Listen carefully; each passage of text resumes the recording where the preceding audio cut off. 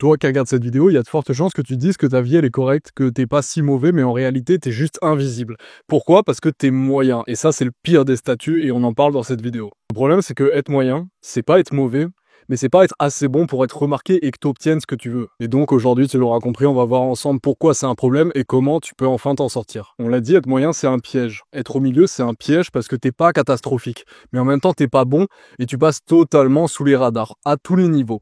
Dans ta vie de manière générale, avec les femmes, au travail, dans tous les niveaux, personne te remarque parce que t'es juste ce gars qui a rien de spécial, qui est moyen. Du coup, tu suscites aucune réaction, aucune émotion. On se souvient des meilleurs, on se souvient des pires, on se souvient jamais des moyens. Quand il y a une course, on se souvient du premier.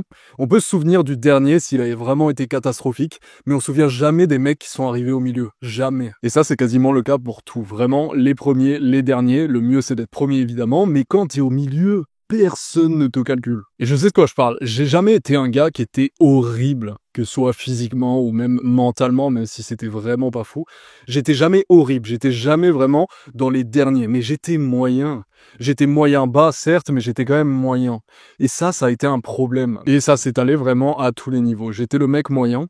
Et le problème, en fait, quand t'es moyen, c'est que tu te confortes dans ta situation. Parce qu'elle est pas horrible, comme pour les plus mauvais, mais en même temps, elle est pas très bien. Et le problème d'être moyen, c'est le confort. C'est pas assez mauvais pour que tu souffres réellement. Tu souffres pas autant que si t'étais dans les mecs mauvais, les mecs derniers, et ça peut te pousser à progresser. Mais en même temps, t'es pas assez bon pour te sentir bien dans tes objectifs, dans ton développement. T'es entre les deux. Donc pas assez pour que tu souffres, mais en même temps, c'est pas assez bien pour que tu sois vraiment satisfait de toi. Et donc au final, tu bouges pas du tout, ta vie, ça reste la même. T'es monsieur tout le monde. Personne se souvient de ton prénom, personne te calcule, vraiment les gens ils passent à côté de toi. Peu importe ce que tu fais de ta vie, les choses que tu entreprends, tout le monde s'en fout de toi. Parfois j'ai même tendance à me dire, franchement, si je remonte des années en arrière, j'aurais peut-être préféré être le gars qui est vraiment tout en bas, parmi les mauvais, parce que je pense que j'aurais pu me développer encore plus rapidement, parce que j'aurais eu une telle souffrance par rapport au fait d'être moyen, que je pense que j'aurais atteint mes objectifs encore plus rapidement. Donc on l'a dit, être un mec moyen, c'est problématique. Être un mec qui est ni vraiment mauvais, ni vraiment bon, qui est juste normal, qui est dans la moyenne, c'est un problème pour tes objectifs, surtout si tu as des grandes ambitions. Donc comment on fait pour enfin passer d'un mec moyen, invisible, que personne ne calcule, les gens s'en fichent de toi, et même toi, tu progresses pas beaucoup dans la vie, comment on passe d'un mec comme ça, à un mec qui fait partie de la catégorie des bons? Numéro 1, développe un atout fort, peu importe ce que c'est, un instrument, un sport, une compétence que t'as, qui te différencie des autres, quelque chose qui est si possible rare, quelque chose qui fait qu'il n'y a pas tout le monde qui peut maîtriser cette chose-là, un atout très fort que tu vas mettre en avant sans forcer avec évidemment, mais que les gens sachent que, ok, ce mec-là, voilà, je sais pas, il me fait rien ressentir, il est un peu moyen comme mec, mais par contre, ce qui devient intéressant, c'est qu'il sait faire ci, il sait faire ça. Peu importe ce que c'est, vraiment un truc qui te différencie des autres et où t'es bon dedans. Ça va être ton atout numéro 1, ton atout fort pour sortir justement de ton côté moyen. Numéro 2, extrêmement important, arrête d'être tiède. Des mecs comme ça, j'en vois tous les jours.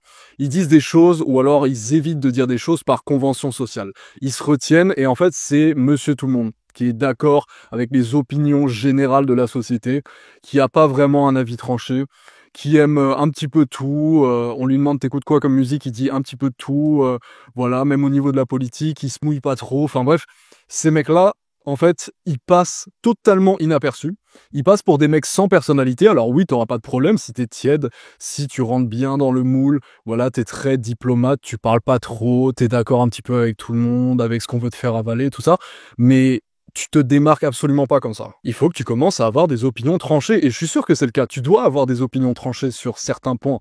Pourquoi tu les assumes pas en société? On en a rien à foutre. Qu'est-ce qu'ils vont faire les gens? Ils vont arrêter de te parler? Tant mieux, tant mieux. On s'en fout.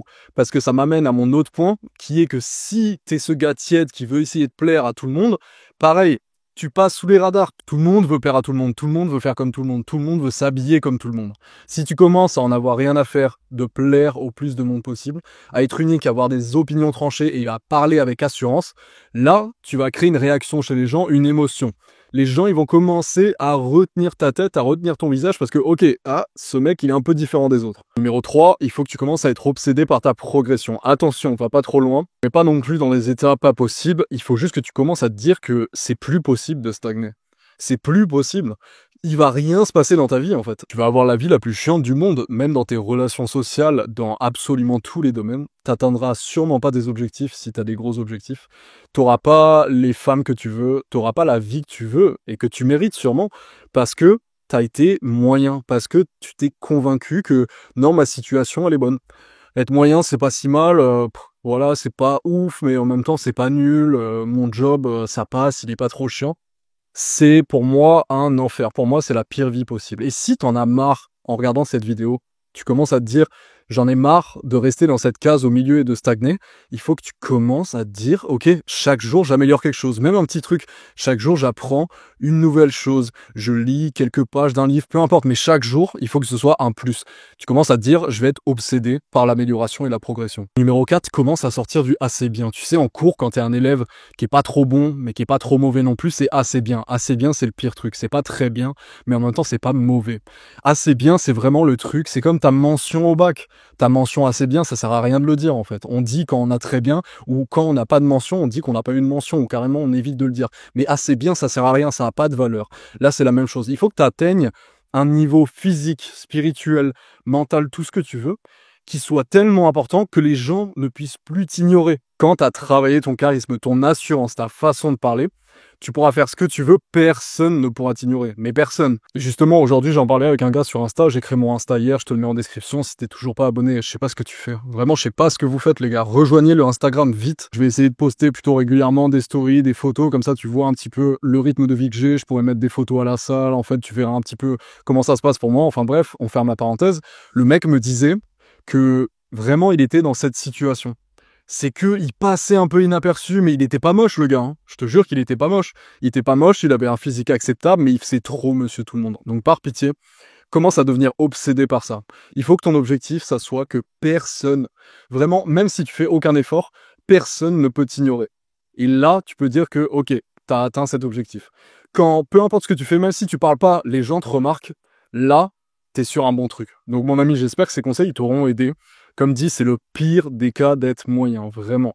Si c'est ton cas, si tu te reconnais, si t'es pas vraiment moche, si t'as un physique qui est acceptable, mais pas forcément incroyable, il faut passer à l'action. Tu peux pas rester justement dans ce côté moyen, en fait, parce que t'es tellement proche d'être bon, mais tu l'es pas, et tu restes et tu stagnes.